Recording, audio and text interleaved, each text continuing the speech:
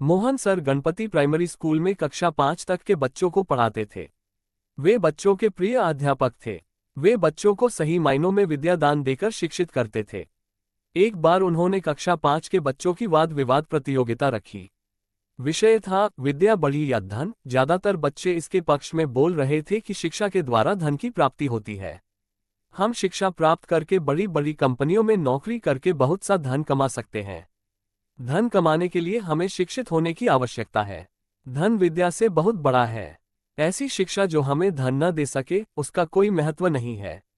एक बच्चा जिसका नाम विवेक था, उसने अपने विवेक के आधार पर इसके विपक्ष में बोला कि शिक्षा का उद्देश्य धन कमाना नहीं है। शिक्षा के द्वारा हम संस्कार प्राप्त करते हैं, हम शिक्षित होते हैं, हम एक अच्छा इंसान बनते हैं। मेरे जीवन का उद्देश्य भी यही है कि मैं बड़ा होकर एक अच्छा इंसान बनूं।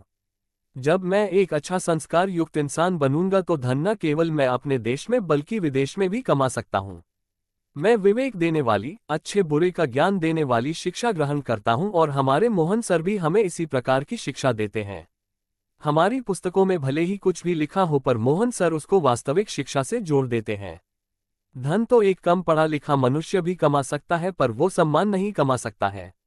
सम्मान सिर्फ और सिर्फ अच्छे गुणों और संस्कारों से ही मिलता है। यही हमारे जीवन की सबसे बड़ी संपत्ति है जो कि हर कोई नहीं खरीद सकता है। मैं अब्दुल कलाम साहब, स्वामी विवेकानंद व नरेंद्र मोदी जैसा बनना चाहता हूँ। मैं पूर्ण शिक्षित होना चाहता हूँ। सभी बच्चे विवेक का वक्तव्य सुनकर चुप रह गए। मोहन सर व सभी बच्चों ने खड़े होकर बहुत जोर जोर से तालियां बजाईं। विवेक ने हाथ जोड़कर सबको धन्यवाद दिया। अब मोहन सर उठे और कहने लगे, शाबाश विवेक, आज मेरा पढ़ाना सार्थक हो गया। यह विद्या ऐसा धन है जिसे कोई तुमसे छीन नहीं सकता है। न इसमें वजन होता है। इसको हम जितना खर्च करते हैं उतना ही यह बढ़ती जाती है। यह विद्या धन सभी धनों में प्रधान धन है। मोहन सर ने कहा, मुझे लगता है कि सभी बच्चों को विवेक की बात समझ में आ गई होगी और आज से सभी बच्चे शिक्षा या विद्या को धन से नहीं तोलेंगे। विद्या बेशकीमती है, इसकी तुलना किसी से नहीं की जा सकती है। सच्ची विद्या बुद्धि को परिमार्जित करती है। विद्या सुखी निरोगी प्रसन्न जीवन की कुंजी कहलाती है। तभी कहा गया है कि विद्याविहीन पशुभिः समानः, विद्याहीन व्यक्ति पशु के समान होता है। विद्या से ही व्यक्ति विद्वान बनता है।